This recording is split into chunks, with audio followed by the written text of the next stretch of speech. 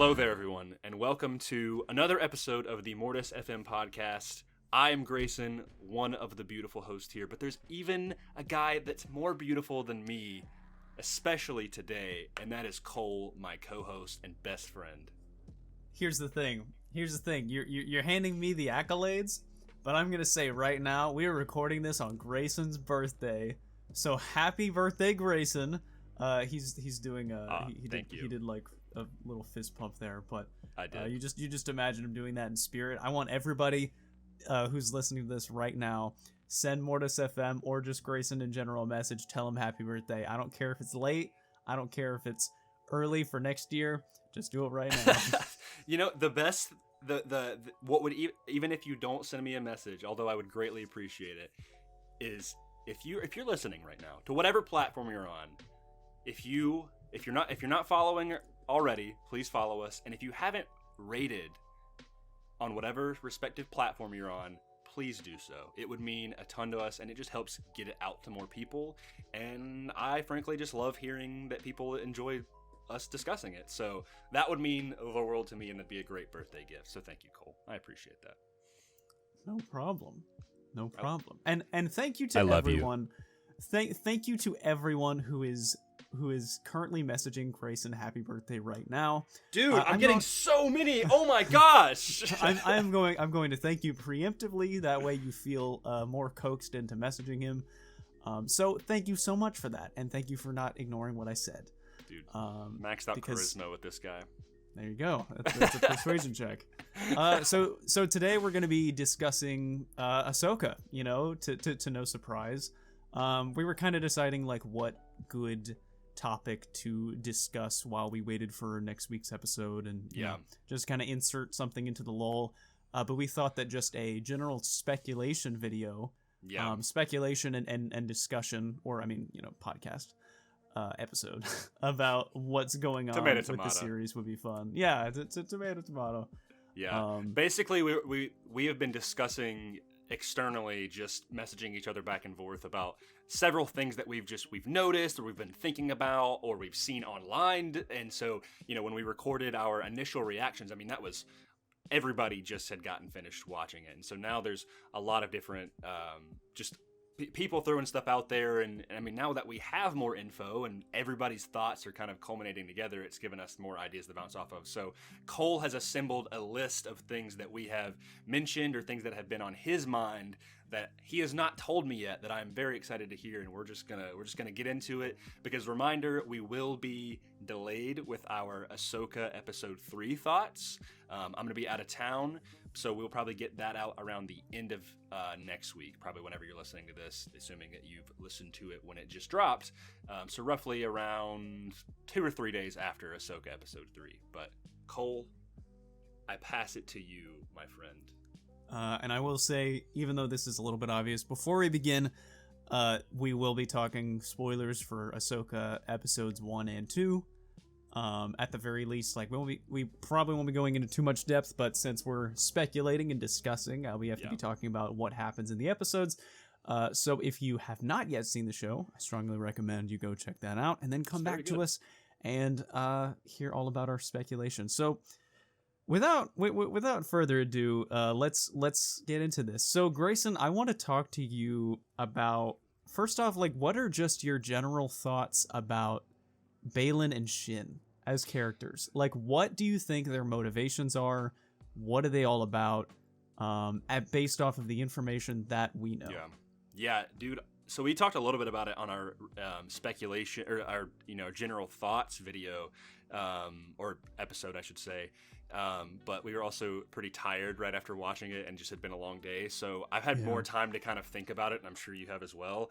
So far, like, and I stand by this statement, that to me, the villains that we have seen, specifically Baylan, Shin, and Marrok, which I'm sure we will talk about later, but exclusively Baylan and Shin, I really am enjoying their characters because they're so enigmatic right now. Like, they're no one, it's not someone that was in a previous animated show, at least from what we know. They're not people from the movies. They are these very fresh characters that Dave has created. And so far, Ray Stevenson, may he rest in peace, has done a phenomenal job as Balin.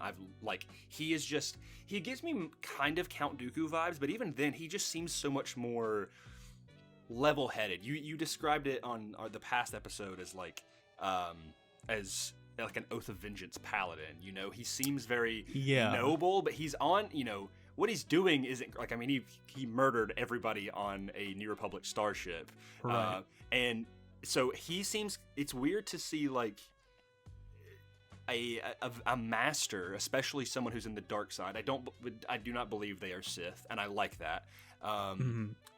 But it's just interesting to see these two, like, they don't really feel like Sith. They just feel like Jedi who have lost their way, Yeah, and I really like the way that they're being portrayed right now, especially their opening, because we got Phantom Menace vibes from their opening. Yeah. There. But what I kind of thought about was that it also kind of reminded me a little bit of the Endar Spire from KOTOR. Of just kind of like them just rampaging through this facility. Yeah. And it feels I don't know, like Balin feels very fun. If he is very fundamental in the way that he fights. Not even just the way he fights, but the way he acts. Like, yeah, the way that he is. Like, it feels like he has some kind of personal honor or code that he follows. And I love it, dude. Yeah, but it's very it's very unspoken. But one thing that I wanted to bring up is that he seems to still, even though he's not a Jedi, he seems to be adopting Jedi traditions because Shin has a Padawan braid. She does, yeah. And he's training her, right? I'm going to assume that he found her on his own, and he is training her with everything that he knows. I believe that's a very sound theory, yeah. Yeah, and so, like, it's interesting that he's clearly not a Jedi, but he's also clearly not a Sith. Yep. He seems to be taking inspiration from his teachings as a Jedi, right, and giving that to Shin, and I think that that's very cool. It's like a splinter faction almost, because and one kind of some backup evidence to that theory is that when Huang is analyzing their sabers, he's analyzing both Shin's and Balin's, and he says he doesn't recognize Shin's. But he does know Balin, so it kind of implies that he was once a Jedi. Jedi no more, but he's still adopting those philosophies, and he found Shin, taught her how to make her own lightsaber, because even she doesn't seem, she does seem a little bit more unhinged, and definitely a little bit more malicious, but, even then, like, she doesn't say much. She doesn't seem like evil or maniacal. She just seems like she's trying to learn underneath Balin. And yeah, she clearly respects him so much. She is constantly looking at him for, like, waiting to see what he has to say. She has like complete utter respect and loyalty to this guy. Like, which is cool. If there was a scene where she betrayed him, I would be surprised. Yeah, she doesn't seem like she has a ulterior motive or something like that. And I wanted to say that I was starting to think about just kind of where we are in the universe right now. And this thought came up from when I realized that Shin was being specifically trained by someone that survived the Purge. And it made me think about Ezra, who was in the same situation, and Sabine, who's in the same situation, and Luke. And so we're in this era of Jedi or Force users that are being trained from people of this fallen order. Yep. And I thought that it was just really interesting to see how each master took, the fall of the order in their own way, and then decided to train their apprentice differently. It feels like a new generation of Jedi almost. I've got another example, but I don't know if I should say it because it is Survivor spoilers. Do you want to do if you haven't played Jedi Survivor, skip to a minute from now. Yeah. We will give you 5 seconds to do so. 5, 4, 3, 2, 1. It is presumable that Cal is also going to do the same thing with blah, blah, blah, blah, blah. Why am I forgetting his name? His daughter. Oh yeah, Bode Kunai. Bode daughter Jedi Survivor. What's her name? Kata. Kata. I always want to say Katra, but yeah, Kata. I mean, it's presumable that she likely will, because of her father, will have some sort of force abilities. No, that is 100% true. And you know, Cal comes from a fallen order, and he's taken now. I mean, him and Marin have basically adopted this girl. And yeah, anyway, that's another thing that I thought about was like Baylan and Shin and Kanan and Ezra and you know, Obi-Wan and Luke Obi-Wan and Yoda with Luke, and now Cal with Kata. It's interesting.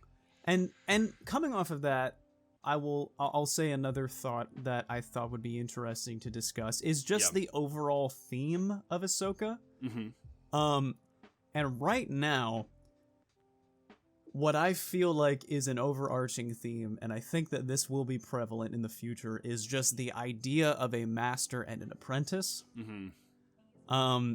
Because in this show, we have already focused on Ahsoka and Sabine and their dynamic of master and apprentice, and how, you know, Ahsoka presumably walked away from Sabine, but now they're working together again. Yep. Baylan and Shin as a master and apprentice, trying to see what their dynamic is like.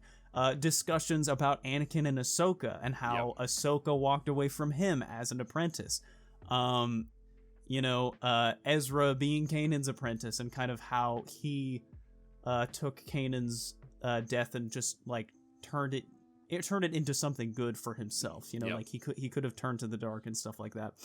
And so I'm curious, like, how much more is this going to be delved into? Is there anyone else, aka Marrok, that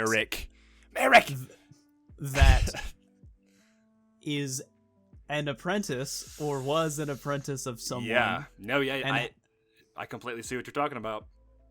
It's all there. As of right now, we only have like one lightsaber user in this show that we don't really know what their master apprentice dynamic was. And now, of course, he was an Inquisitor, and they were kind of like trained like a pack of wild dogs. Yeah. But there's a lot about Marrok that we don't know.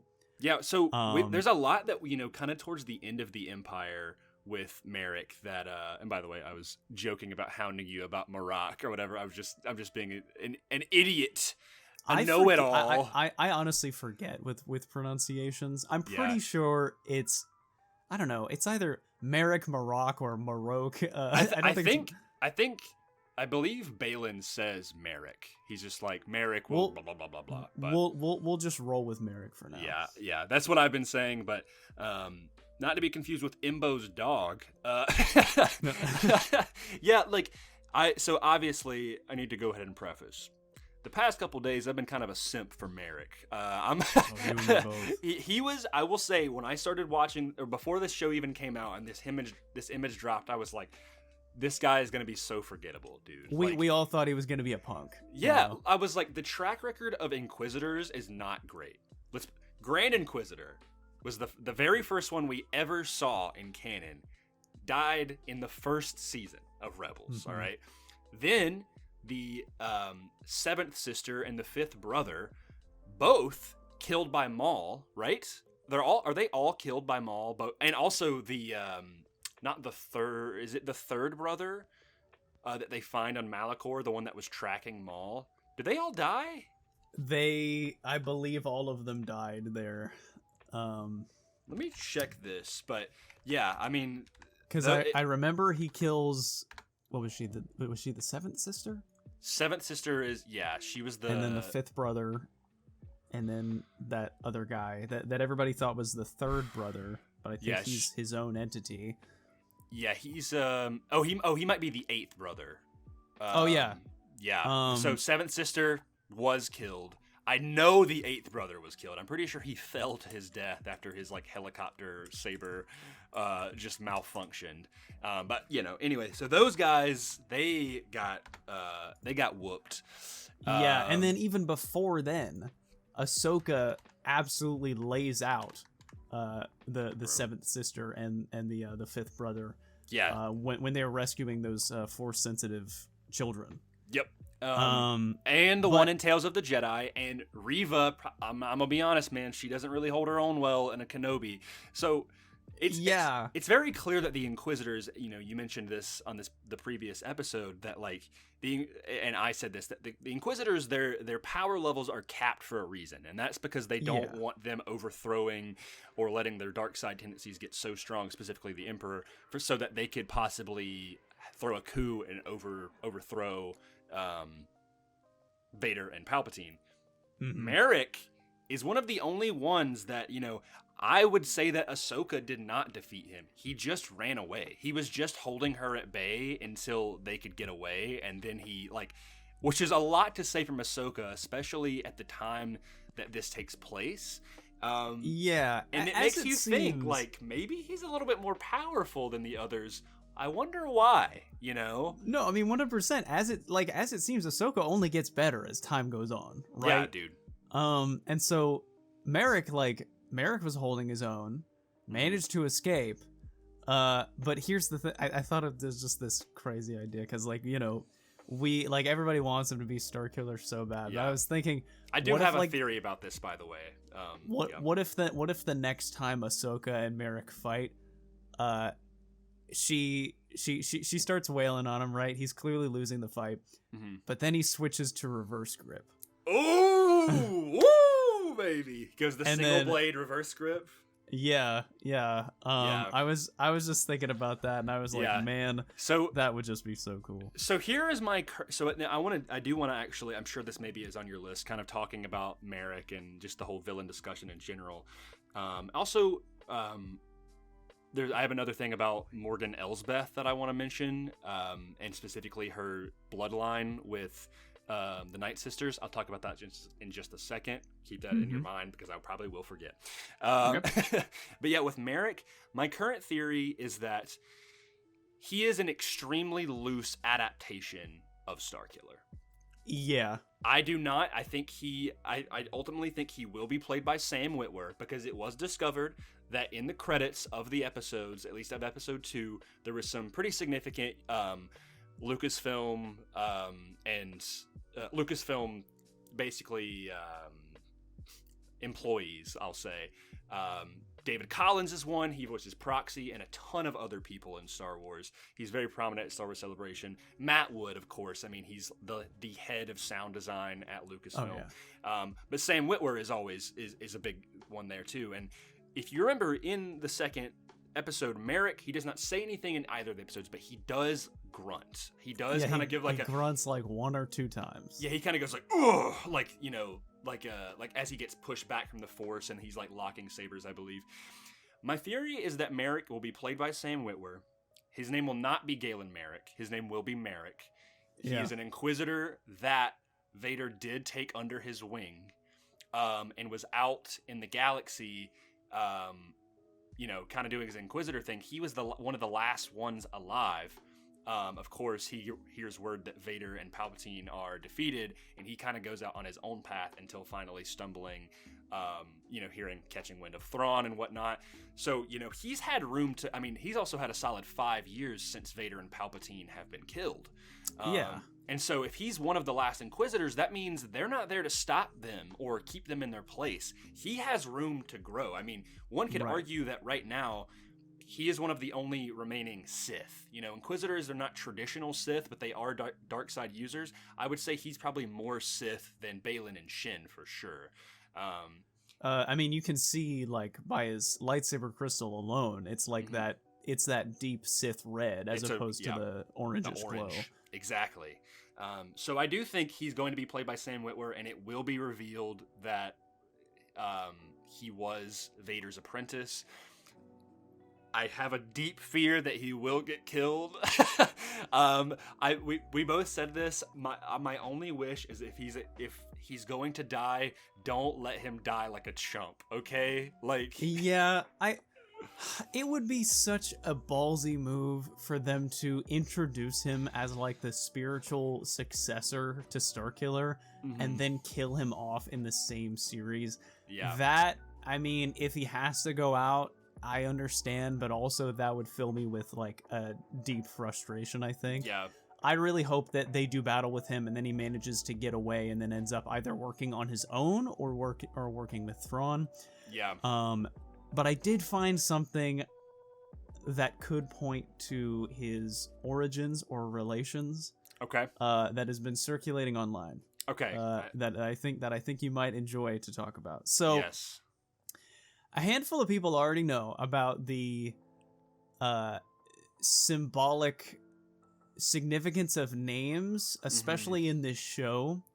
Baylan Skoll and Shin Hati are no different.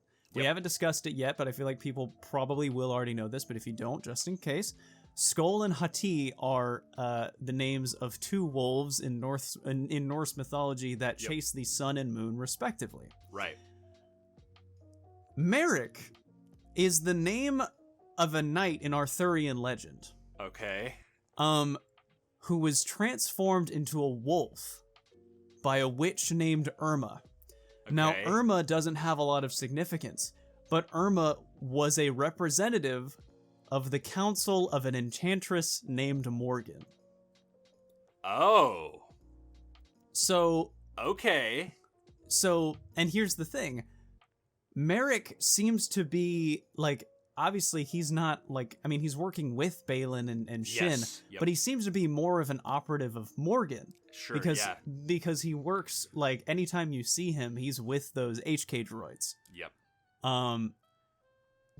So, what, I'm thinking about that, because now you have three characters all working together that all have wolf symbolism. Dave and his freaking wolves, man. He loves them. Yeah. I heard about this and I had to do a little bit of like back checking, and someone was like, "Oh, he was transformed into a wolf by a witch named Morgan," but I found out that in the legend he's transformed into a wolf by a witch named Irma, who was basically a representative of the Council of Morgan. But still, Morgan and Marrok, like, the symbolism is there. Yeah. More wolves and a fallen knight, no less. A knight of Arthurian legend who was transformed into a wolf. So I'm curious, what does that mean? Dude, I don't know, but I am extremely interested because, you know, the Skoll and Hati thing was revealed a couple months ago. Someone kind of researched that, and I was like, what does that even mean? But, like, I do find it extremely fascinating that they all have significance of like these wolves. I don't know. What do you have any thoughts? So for one, and this kind of goes back to Baylan and Shin, since Skoll and Hati are chasing different things, the Skoll, like the sun and the moon respectively, sometimes it makes me think about that secretly they have different motives. Yeah. Because Baylan, you know, chasing the sun maybe wants power, but Shin might not actually want that. Yeah. But she's just doing what her master wants because she respects him and trusts him.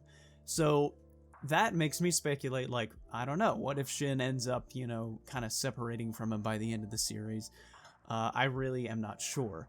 But Marrok, once being a knight and then turning into a wolf, you know, is making me think, you know, I mean, a knight turning into a wolf, that sounds like a fallen Jedi to me. Yeah. Like, if they were going along with that story. But it also has to do with its relation to Morgan. And since he's paired with her, you know, does she have something to do with his fall or with his allegiance? Or maybe it could have just been like he was wandering on his own and then she managed to kind of get him to be a part of her, you know, mission. Yeah. It's a lot to think about. It's a lot to think about. If anybody's listening, I would love to hear your theories on this. And if you have any bells that are ringing, if you're on YouTube or if you're just on one of the other socials, comment or DM us on Instagram at Mortis FM. I would love to hear it because I'm kind of stumped on the matter, but I find that extremely fascinating. Yeah, because I did not know about the Marrok thing. It's new information. It started circulating today, and of course, like when I heard about it, I was like, "Are you sure?" And then I managed to dig around and then find that it was when true. it was announced that he was Marrok. I did hear about him being like it was the name of like an Arthurian legend or an Arthurian knight, and I was like, okay, but I did not know that he was turned into a wolf. Nor by the witch of the Council of Morgan. Did not know about that. So an enchantress named Morgan, and Morgan is a night sister. Yeah. In the show. So that does lead me into kind of transitioning. Is that I am not fully convinced that Morgan is a full-on night sister. Right. So I've seen people being like, oh, she's a night sister. She survived like Grievous's purge back in the Clone Wars, and I was like. I don't know if that's the case. I definitely, no matter what, think that she has Night Sister blood in her. Yeah. But she visually looks different than any other Night Sister we've ever seen. That's the thing, is she looks more human than she does Dathomirian. I mean, if you go based on Ventress and her sisters and Merrin, and of course Mother Talzin, Morgan Elsbeth looks just does not have the pale skin and the heavy tattoos. She does have some like little tattoos, but she definitely has like regular toned human skin. Her hair is a little bit grayer, which is kind of more in line with the hair color. So part of me makes me think that she's only half of a Night Sister. That it's possible. Yeah. Or that she was, that maybe her mother was a Night Sister, and her father is maybe human or something like that. I don't know. If it was like, if her character was in the sequel trilogy time, I would say that she's the daughter of Merrin and Cal. Sure, yeah. But I think she's definitely a little old to be their daughter at that time. But she absolutely talks about the Night Sisters as if she's not one. Like she can harness Night Sister magic. That much is true. Mm-hmm. But she referenced the Night Sisters as more or less like her ancestors instead of saying like I am instead of looking at the camera and going like it's me, I'm a Night Sister. Yeah, exactly. I picked up on that too.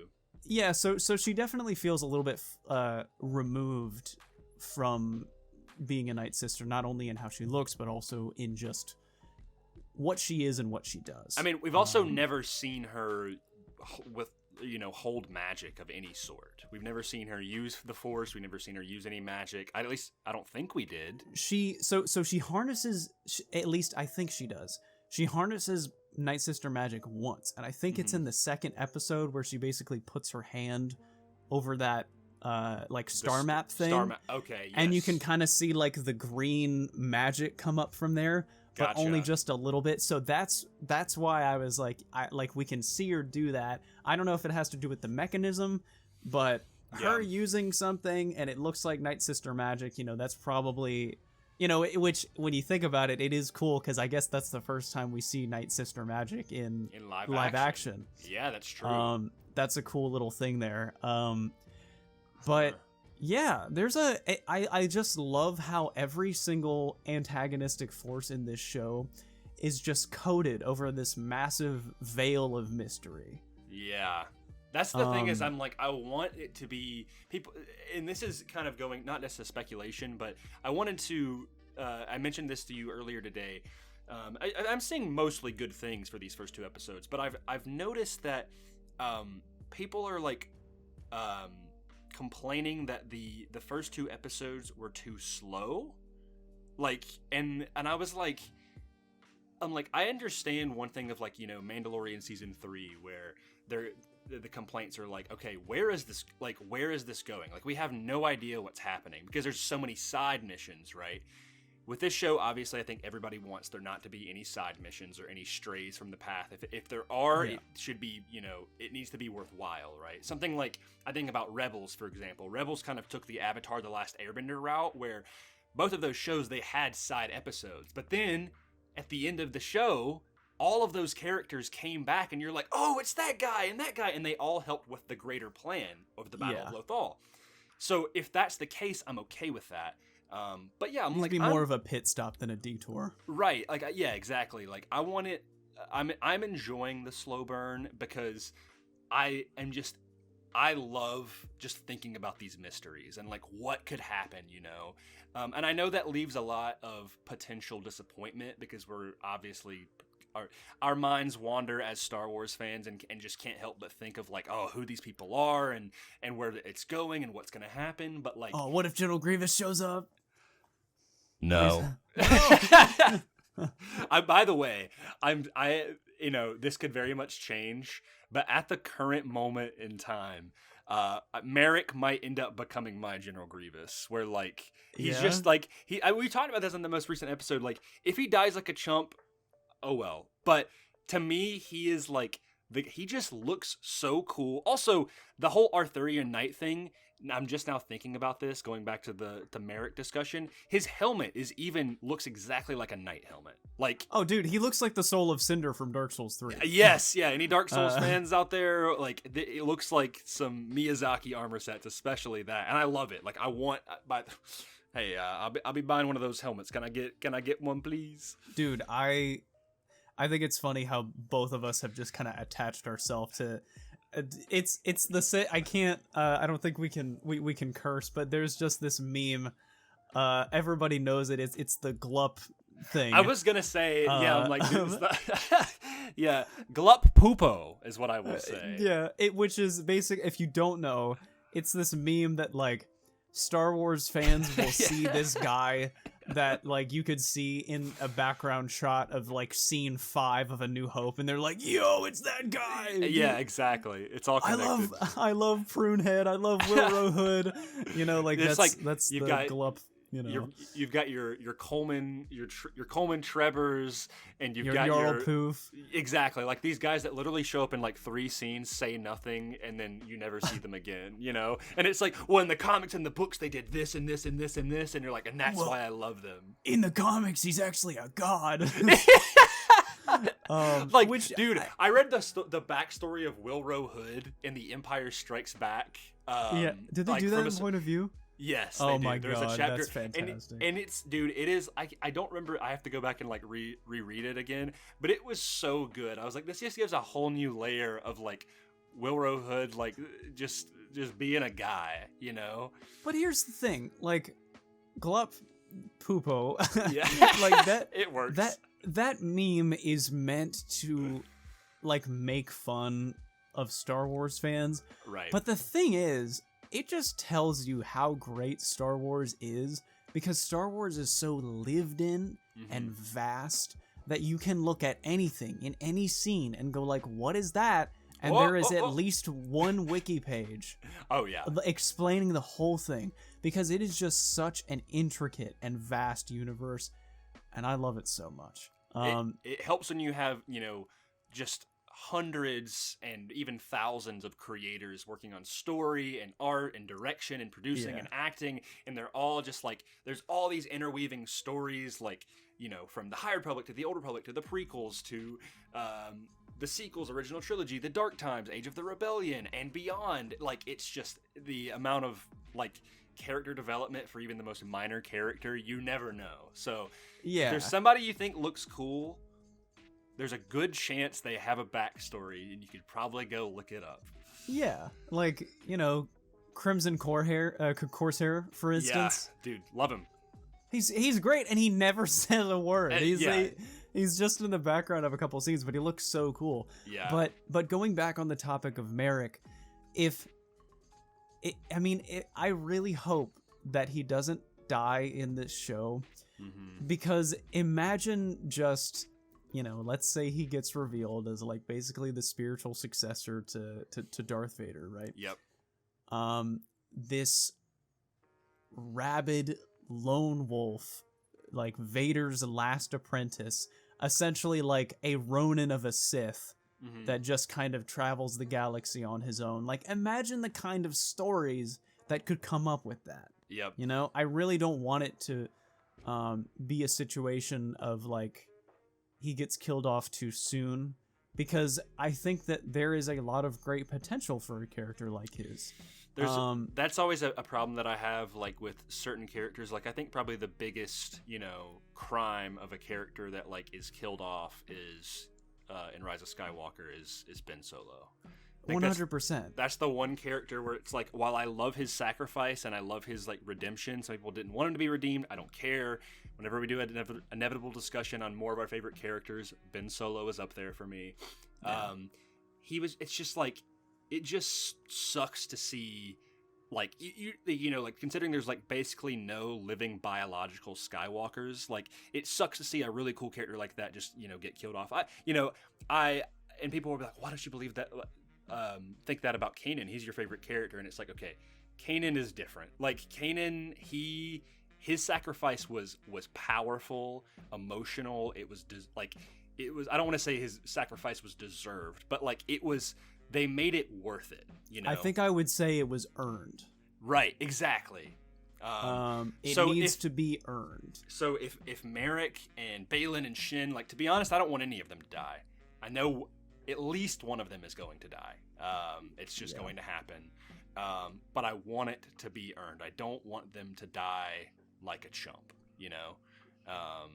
And I know not everybody gets this great death, but like, I think Rebels and Clone Wars both did exceptional jobs of characters that mattered or that were cool, died in really good ways. You think of Fives, you think of Maul, right? You think of all these other characters, and it's like they, of course it's super sad, right?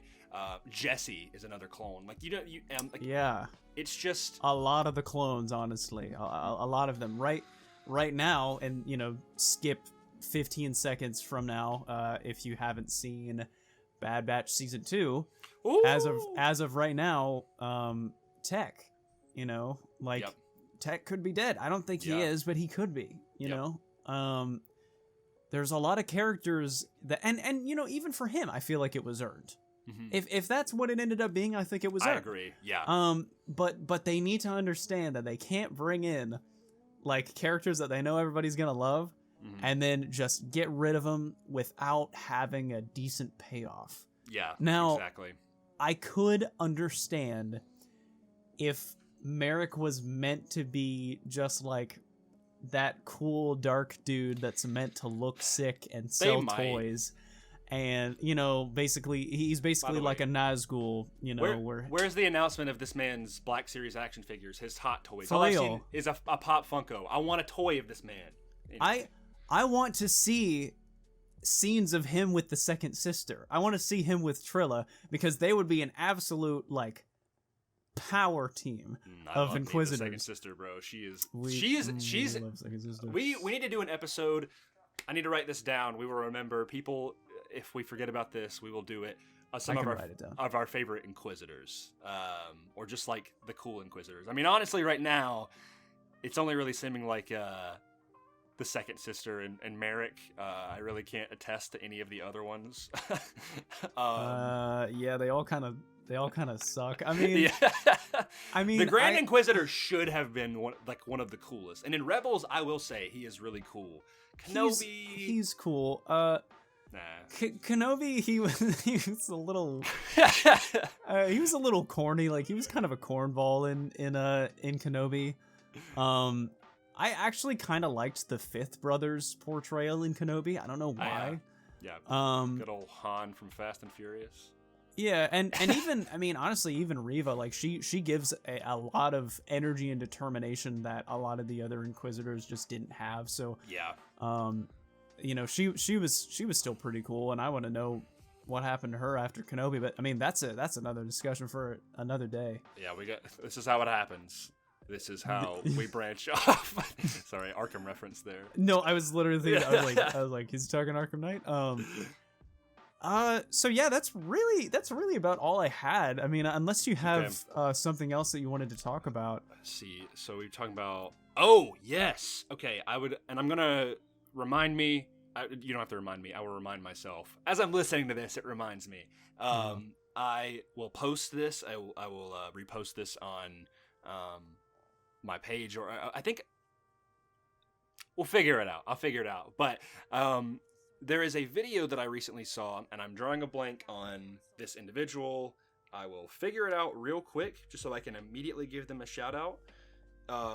It was a really interesting theory about the final scene of the second episode. Did you see it? Did you? Oh, yeah. Did you watch this? Yes. That was on my list. I forgot. Wow, I forgot about that. Okay. Dude. Okay, so this comes from the user on Instagram @DiamondFigs. I've watched some of his videos recently. I followed him. He's got some really good stuff, and I really like him. Diamond Figs, if you meet up with us, give us a follow. I want to talk with you, man. Anyway, this guy, he was talking about how at the final scene of Ahsoka episode 2, that is supposed to be, you know, kind of the translation of the final scene of Rebels, of Ahsoka showing up in Lothal. Sabine is, you know, kind of looking at the mural, putting her finger over Ezra's face, and then she turns around, Ahsoka is there, and they go off getting her ship to presumably go find Ezra, which is obviously what happens, of course, at the end of the second episode of Ahsoka. But there's some key differences. I saw kind of a side-by-side of this. The first thing is that Ahsoka is wearing completely different garb. Not completely different, but very, very... First of all, her robe that she's been wearing since Mando Season 2 until now has been kind of this gray, V-shaped cloak.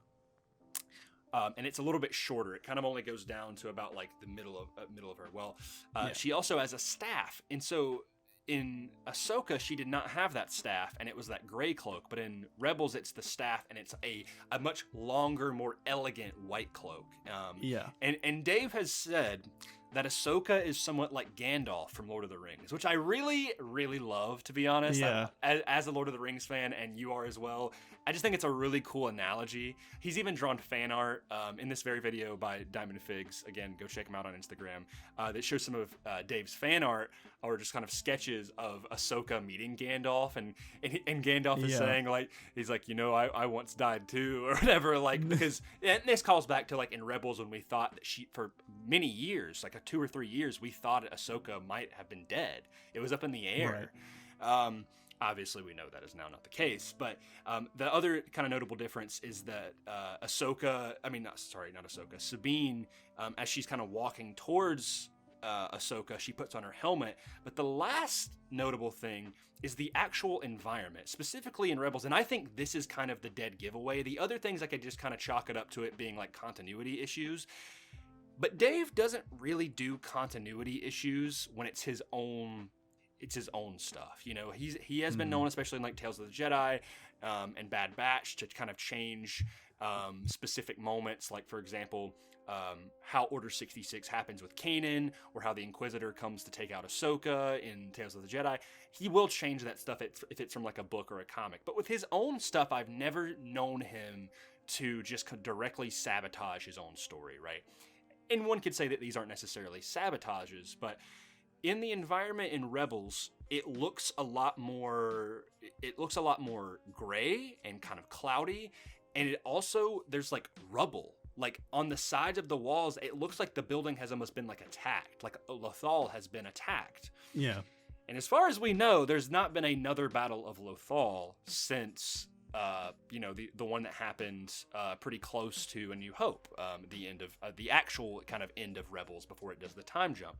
But when we see Ahsoka and Sabine in Ahsoka, the building is very pristine. It's clean. There's like a yellow golden ray of sun coming down. The sunlight, the lighting, I could kind of also chalk. Maybe just I could give that to a continuity thing. But really, it's the pristine condition of the building versus the kind of crumbled looking environment of the building.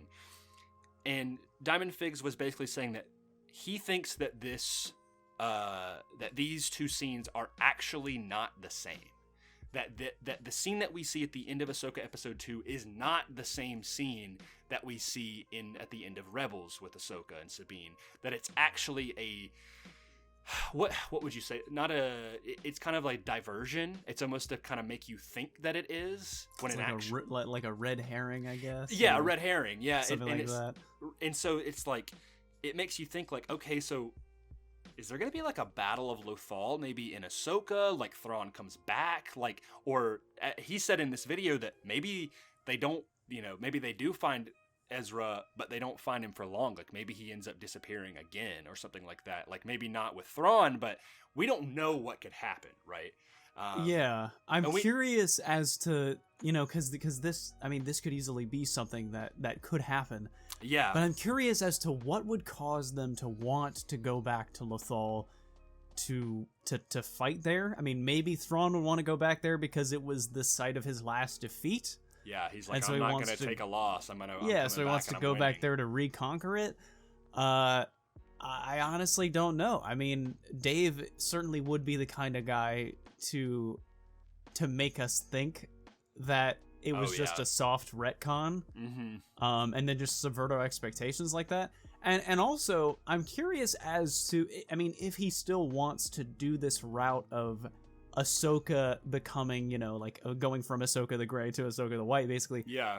What needs to happen for her to transition to that? And that's exactly what I was just thinking. You kind of rang that bell in my mind, is like, well, when we finished Rebels, that was from what we knew, the last time we had seen Ahsoka since when she was taken out of the World Between Worlds and put back in, right?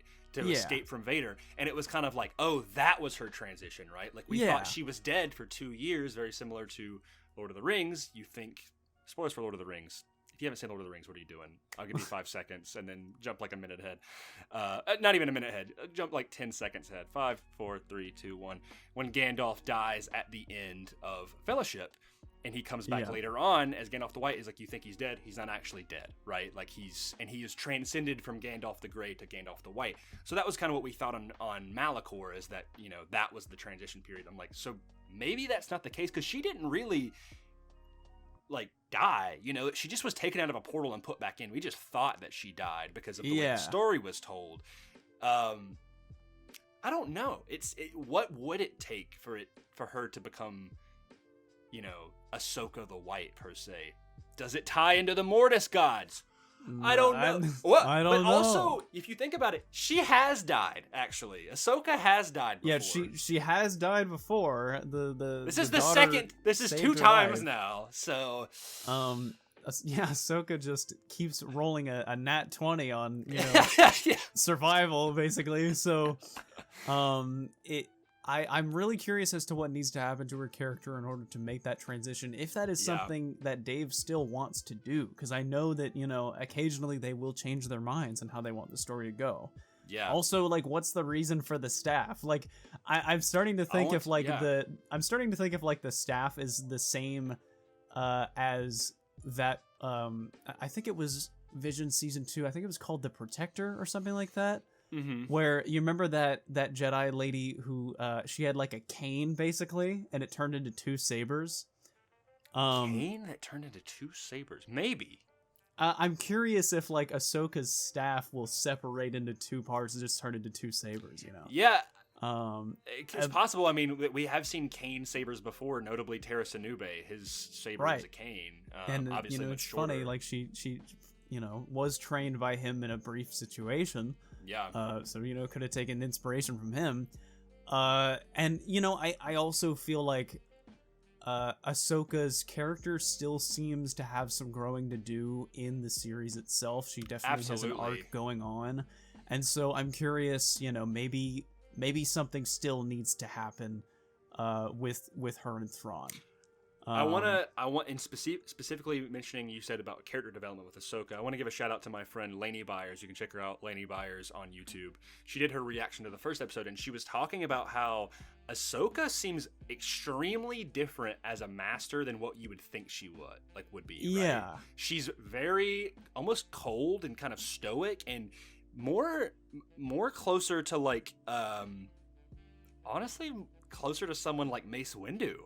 Yeah. Than someone like, when we think about Ahsoka, we think about how kind of like, energetic and spunky, kind of very much like Anakin, right? That was kind of why they worked, and this is kind of commentary back to this Master and Apprentice thing that you're talking about, is like Ahsoka and Sabine, like they're kind of butting heads, and Ahsoka and Anakin did that for a while, but it was because they both are kind of like rule breakers. Yeah. But now it seems like, although that she's not part of this Jedi Order anymore, and that she is no longer the rule breaker. She is very, like, by the books, like, no, we're not doing that. We're doing it my way. Like, she's kind of like Batman. Like, she's like, her way or the highway. Yeah. It is true. Her personality and character have changed a lot. And I don't like that people are attesting that to Rosario Dawson's acting. I don't think so, yeah. I don't think that's the case at all. I really just think that Ahsoka's character has gone through a lot at this point. Yes.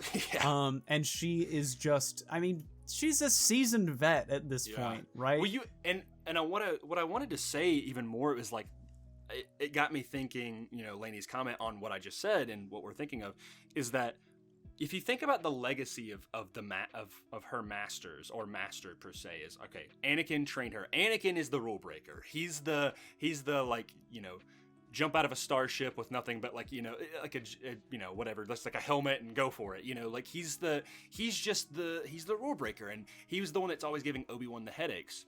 You go behind that, Obi-Wan is not the rule breaker. He does have a little bit of he has leniency. He has some swashbuckler tendencies. He makes me think of Obi-Wan's kind of like Wesley from The Princess Bride. If anybody knows what I like, he's very disciplined. He does go by the rules of the Jedi Order.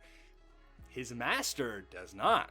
His master is Qui-Gon. His master doesn't. The council was so mad at Qui-Gon most of the time. Yeah, and you even told me in Master and Apprentice, which I still haven't read. I'm going to. And maybe that's something that we could read together on the podcast and do kind of a book club thing with it. But Qui-Gon was kind of regarded as he did not want to be on the council. He was a master, but he did not want to be on the council. I think, and he was kind of the one that the council looked down on, because he kind of trained Obi-Wan in his own way. And I think, from what I remember, Obi-Wan didn't like that. They kind of butted heads. They kind of clashed because Obi-Wan's butted heads all the time. Yeah, it's like, and so very similar to Obi-Wan and Anakin. And you see it in Phantom Menace as well, like their first scene together. Yeah, and obviously they shape into a much better, like they have a very mutual respect, and I would say love for one another, despite Jedi's not supposed to love. Obi-Wan loved Qui-Gon. But so you go from like kind of the like a roguish Jedi to a regimented Jedi to a roguish Jedi. Oh, you would think that Ahsoka will when we see Anakin and her, that she'd be the roguish one, but no, she's the more regimented and kind of, like the hard case, not the clone, but like. Well, here's the thing too. She's regimented, but it's also in a different way. Yeah. She's regimented to her own code. It almost feels like she really only trusts herself. Mm-hmm. Which she's been alone for a long time. Yeah, which makes perfect sense, because she had her trust in the council, but they failed her and they turned her away.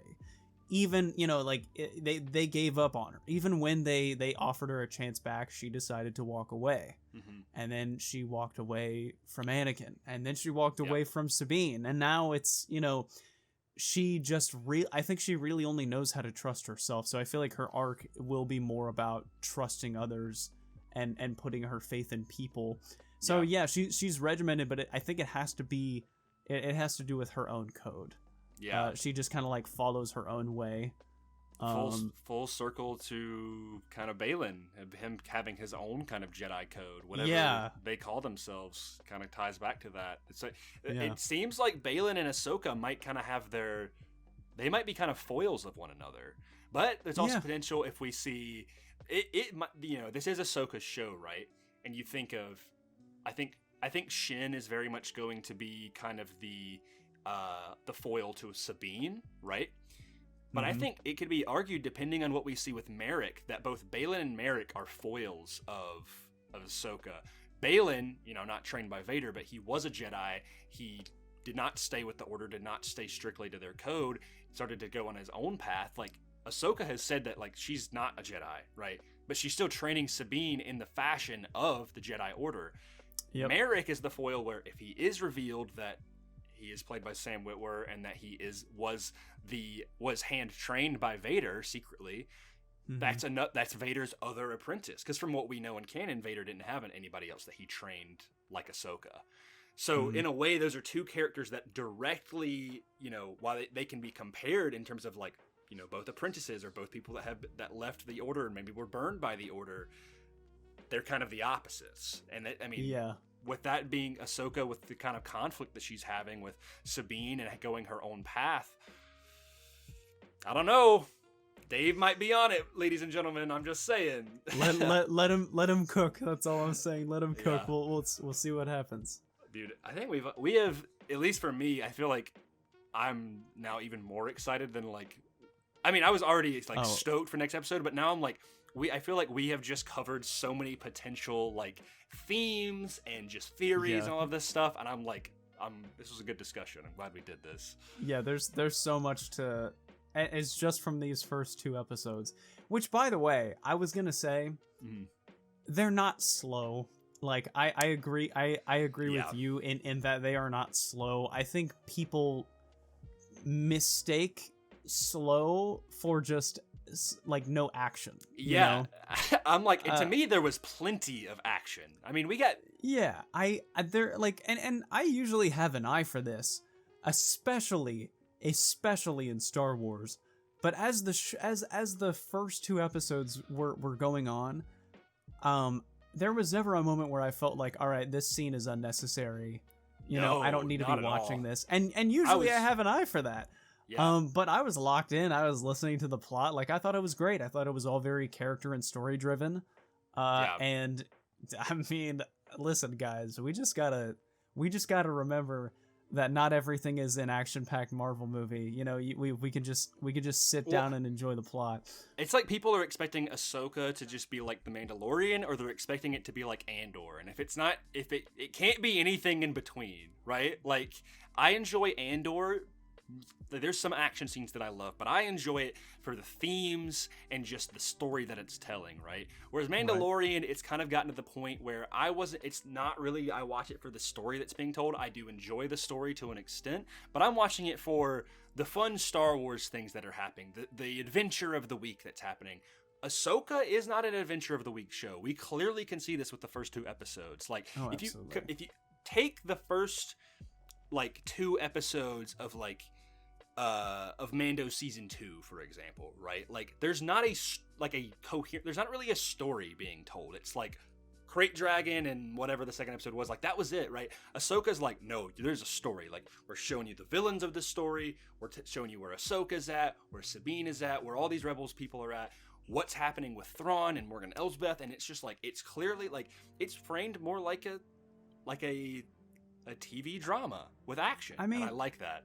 There's gonna be 8 episodes max. 6 left.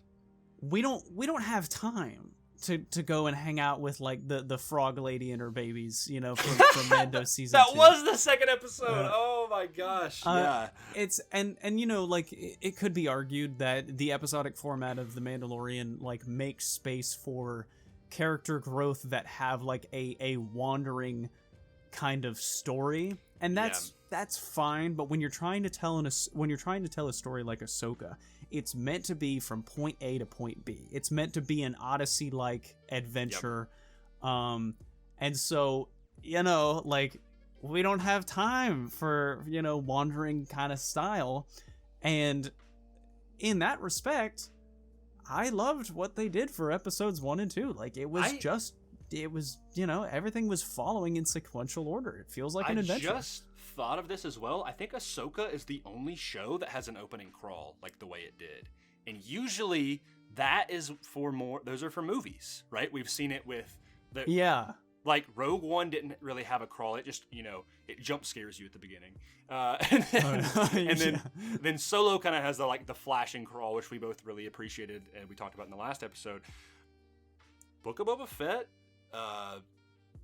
Andor, Mando, Tales of the Jedi, they don't have those opening crawls. They don't have those kind of plot expositions, and it's like that's usually reserved for more like, let's catch you up with the state of the galaxy, right? And so I don't think Dave is trying to get you to be like, go watch Mando or go watch these other things. Like, this is a continuation of Clone Wars and Rebels and like Ahsoka's journey through those, but like even then, like I feel kind of comfortable. You know, I think it would be more recommended for you to watch Clone Wars and Rebels, but I feel comfortable being like, yeah, we can go straight into the story. Like, it's a new state of the galaxy. It's a very transitionary period. Like, it feels kind of like Lord of the Rings, right? Yeah. You don't need to see or read The Hobbit if you want to enjoy Lord of the Rings. But if you want to know more about Bilbo and his adventure in the Lonely Mountain, you know, you can go check it out. Right. But that's not relevant to the story that's happening right now. It's the same way with kind of the prequels, you know? Yeah. Like, and all of the information is pretty much given to you in Ahsoka in a timely manner. Like, it tells you who she is, what she's all about, you know, and it tells you about what happened with Sabine and Ezra, and there you go. There's the mission, you know, it's off to the races. So, I mean, I think it's fine. And you are right in mentioning that this is, I'm pretty sure, the only one with like the opening crawl in terms of a show. And so that should probably tell us already that this is just going to be like, it might as well have been a movie, you know? Yeah. I mean, it's obviously too long to force into a movie, but like, you know, Dave has gone on record to say that, that he likes, I think he prefers directing television than to a movie. Of course, we have the kind of Mandoverse movie that's happening, which I'm starting to think, you know, depending on the trajectory of Ahsoka, might even calling it the Mandoverse movie feels a little bit like a disrespect to what he might be doing. I feel like it's going to be it's going to be a continuation of Ahsoka, with bringing in elements of, you know, Mando, right? Like, I mean, I think Mandalorian is easily going to be in it. I'd love Boba Fett for it to be in it, but I think they hate Tamora Morrison, except making him clones. Like, man, they've just been disrespecting Tamora. Man, it feels so bad when they were like, yeah, like we'll give you a call. I think he was supposed to be in Mando season 3, and he just never got anything. He was supposed to be in Mando season 3. There was supposed to be they were already supposed to start working on Book of Boba Fett season 2, and Tamura said that they gave him a call and said that like it's basically on the back burner now. Yeah. Which should not be your response if what you made was bad. You need to make something better. Exactly. Like, you can't. That's a whole story for another day. Yeah, we're straying off the path, but but anyway, that's our Ahsoka speculation. That is everything. Part 2, basically at this point.